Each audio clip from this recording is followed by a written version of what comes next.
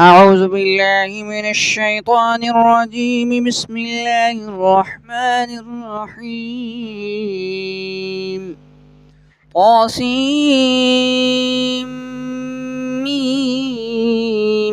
تلك آيات الكتاب المبين. نتلو عليك من نبأ موسى وفرعون بالحق لقوم يؤمنون. إن فرعون علا في الأرض وجعل أهلها شيعا يستضعف طائفة منهم يذبح أبناءهم ويستحيي نساءهم إنه كان من المفسدين. ونريد أن نمن على الذين استضعفوا في الأرض ونجعلهم أئمة ونجعلهم الوارثين ونمكن لهم في الأرض ونري فرعون وهامان وجنودهما منهم ما كانوا يحذرون. وأوحينا إلى أم موسى أن أرضعيه فإذا خفت عليه فألقيه في اليم ولا تخافي ولا تحزني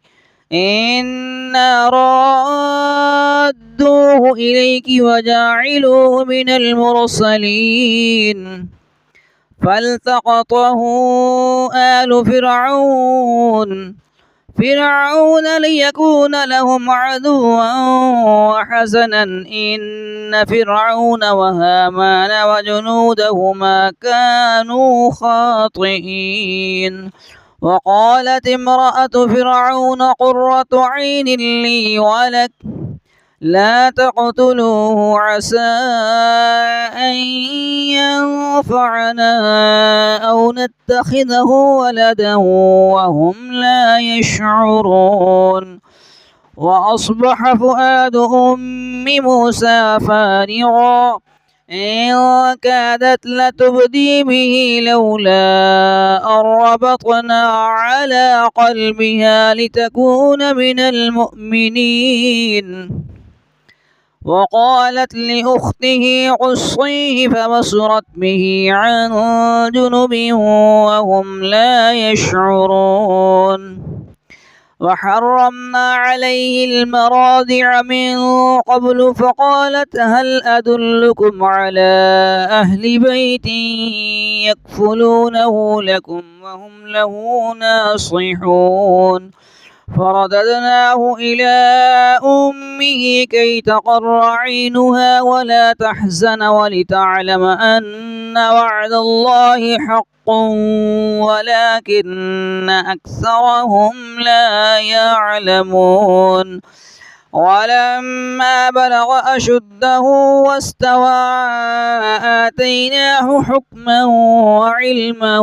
وكذلك نجزي المحسنين. ودخل المدينة على حين غفلة من أهلها فوجد فيها رجلين يقتتلان هذا من شيعته وهذا من عدوه فاستغاثه الذي من شيعته على الذي من عدوه فوكزه موسى فقضى عليه قال هذا من عمل الشيطان إنه عدو مضل مبين. قال رب إني ظلمت نفسي فاغفر لي فغفر له إنه هو الغفور الرحيم. قال رب بما أنعمت علي فلن أكون ظهيرا للمجرمين. فأصبح في المدينة خائفة يترقب فإذا الذي استنصره بالأمس يستصرخه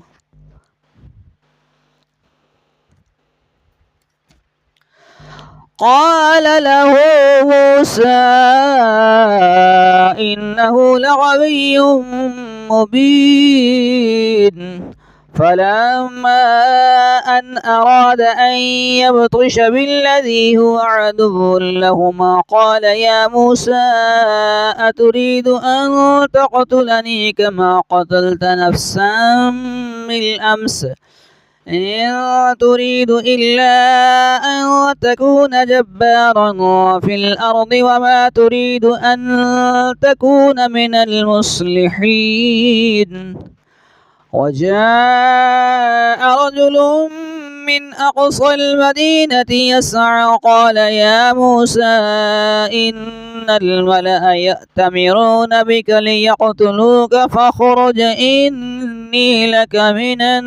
الناصحين. فخرج منها خائفا يترقب قال رب نجني من القوم الظالمين. ولما توجه تلقاء مدين قال عسى ربي أن يهديني سواء السبيل. ولما ورد ماء مدين وجد عليه أمة من الناس يسقون ووجد من دونهم امرأتين تذودان قال ما خطبكما قالتا لا نسقي حتى يصدر الرعاء وأبونا شيخ كبير. فسقى لهما ثم تولى إلى الظل فقال رب إني لما أنزلت إلي من خير فقير. فجاءته إحداهما تمشي على استحياء قالت إن أبي يدعوك ليجزيك أجر ما سقيت لنا. فلما جاءه وقص عليه القصص قال لا تخف نجوت من القوم الظالمين. قالت إحداهما يا أبت استأجره إن خير من استأجرت القوي الأمين. قال إني أريد أن أنكحك إحدى ابنتي هاتين على أن تأجرني 8 حجج فإن أتممت 10 فمن عندك وما أريد أن أشق عليك ستجدني إن شاء الله من الصالحين. قال ذلك بيني وبينك أيما الأجلين قضيت فلا عدوان علي والله على ما نقول وكيل. فلما قضى موسى الأجل وسار بأهله آنس من جانب الطور نارا قال لأهلهم امكثوا إني آنست نارا لعلي آتيكم منها بخبر أو جذوة من النار لعلهم تصطلون. فلما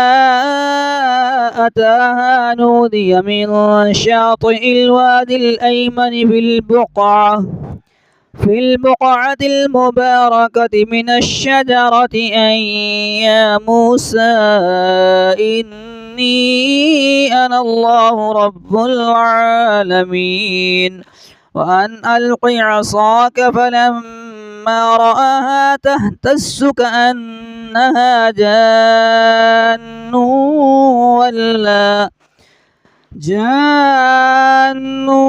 ولا مدبرا ولم يعقب يا موسى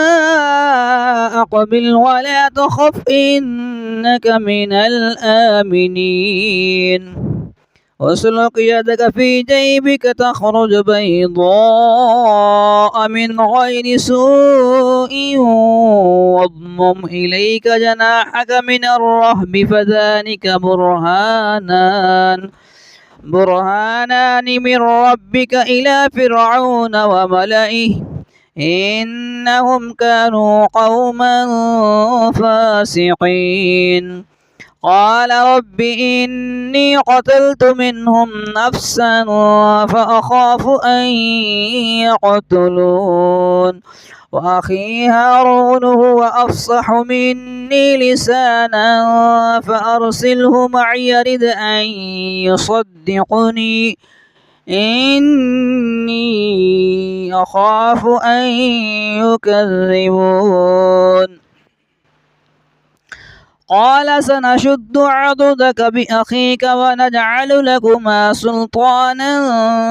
فلا يصلون إليكما بآياتنا أنتما ومن اتبعكما الغالبون فلما جاءهم موسى بآياتنا بينات قالوا ما هذا إلا سحر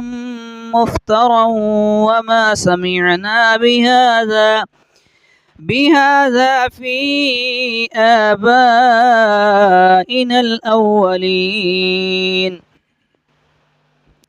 وقال موسى ربي أعلم بمن جاء بالهدى من عنده ومن تكون له عاقبة الدار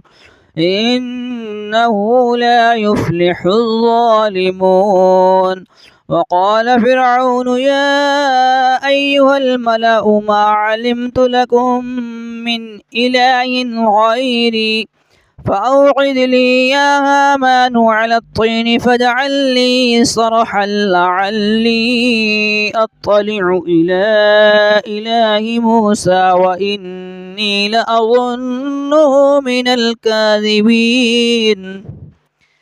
واستكبر هو وجنوده في الأرض بغير الحق وظنوا أنهم إلينا لا يرجعون فأخذناه وجنوده فنبذناهم في اليم فانظر كيف كان عاقبة الظالمين وجعلناهم أئمة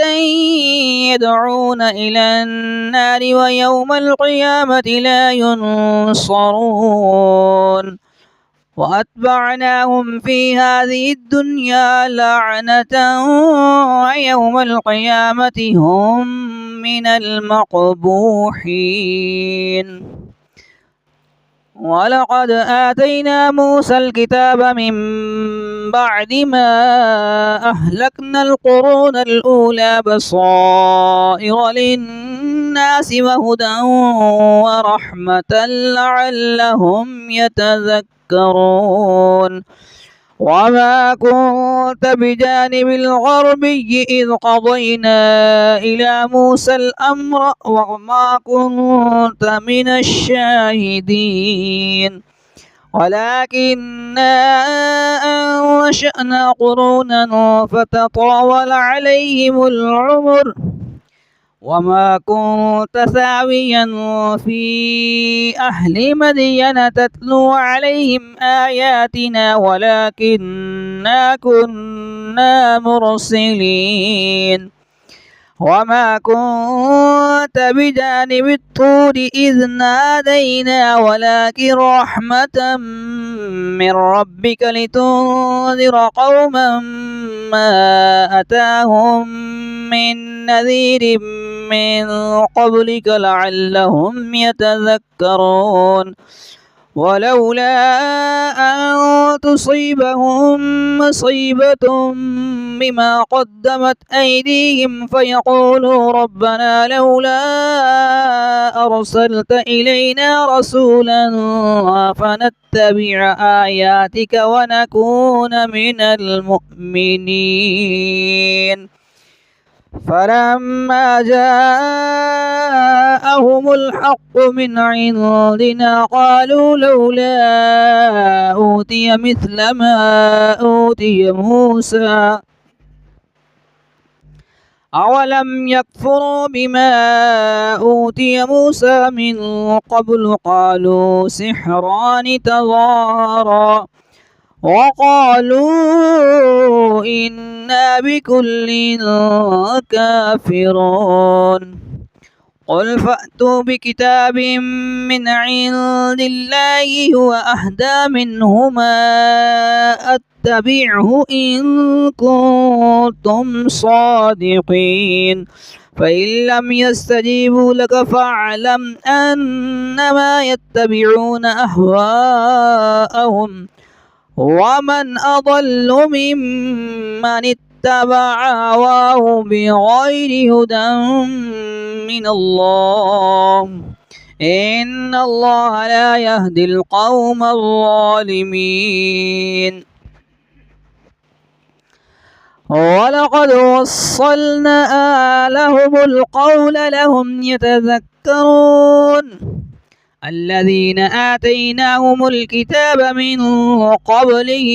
هم به يؤمنون وإذا يتلى عليهم قالوا آمنا به إنه الحق من ربنا إنا كنا من قبله مسلمين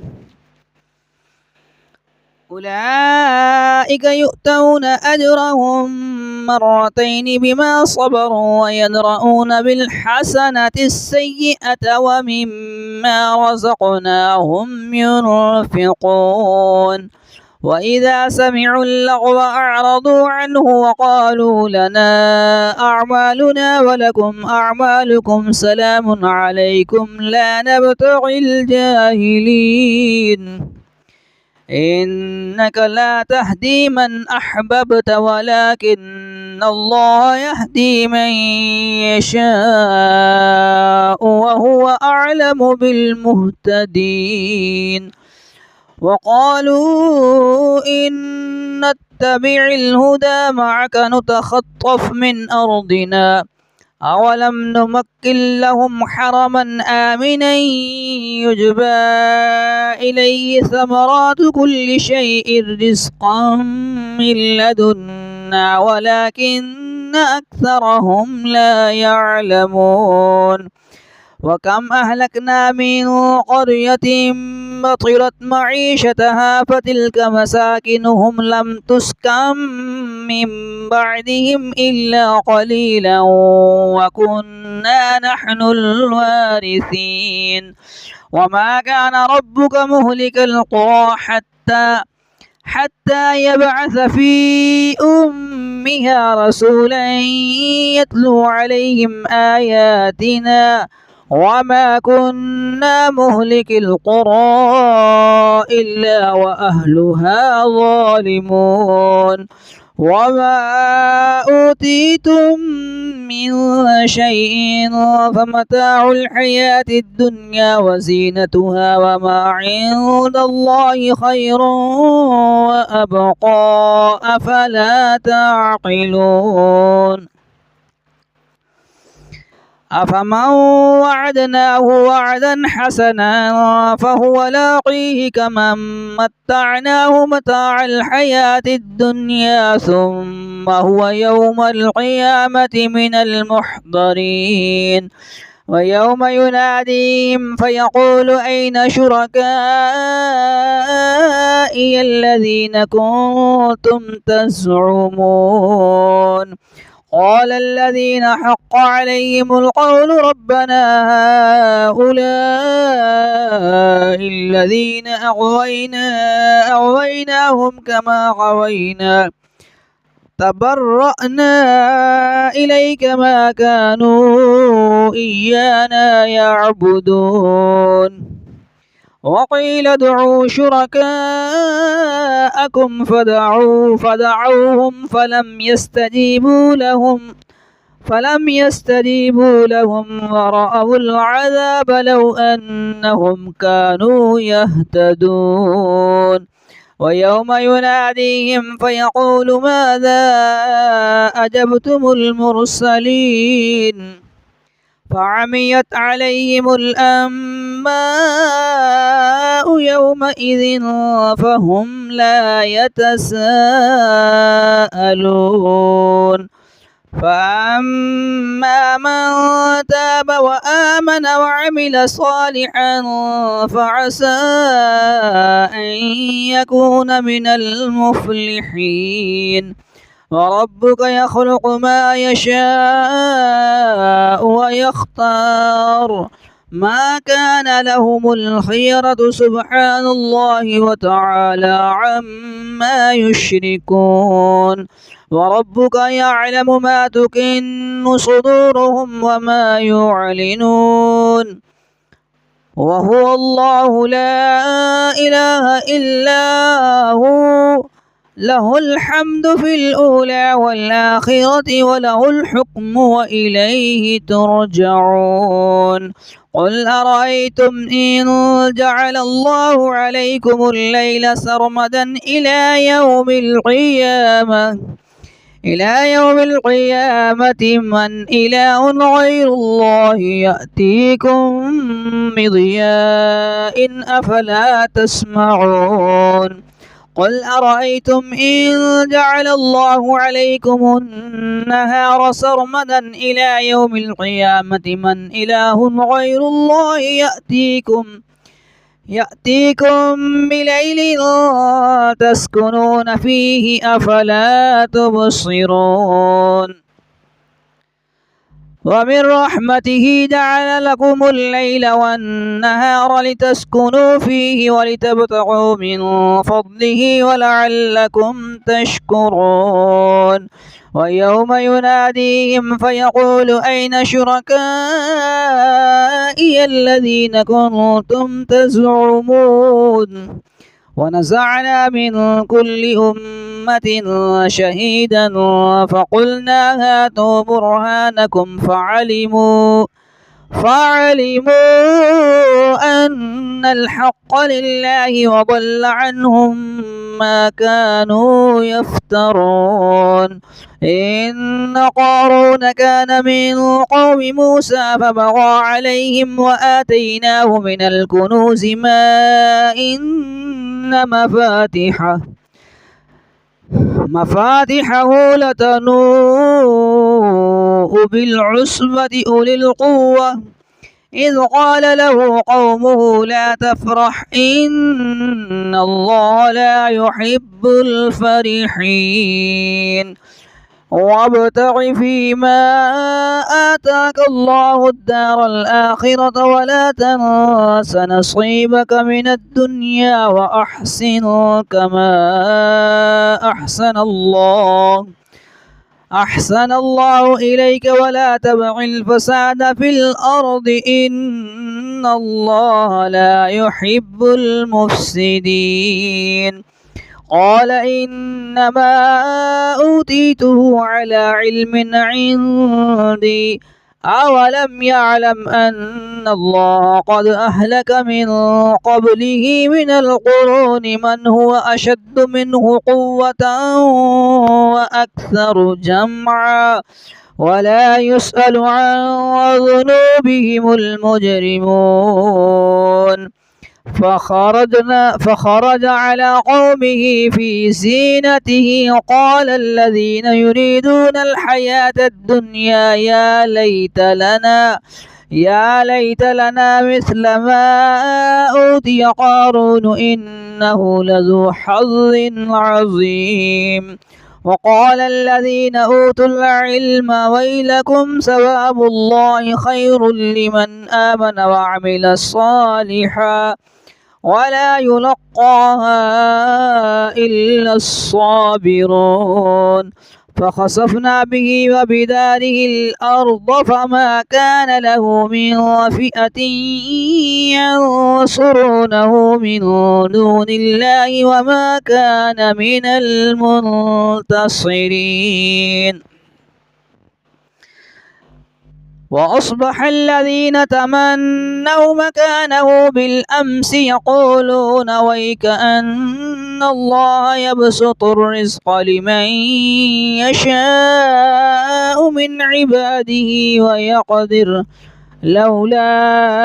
أمن الله علينا لخسف بنا ويك أنه لا يفلح الكافرون.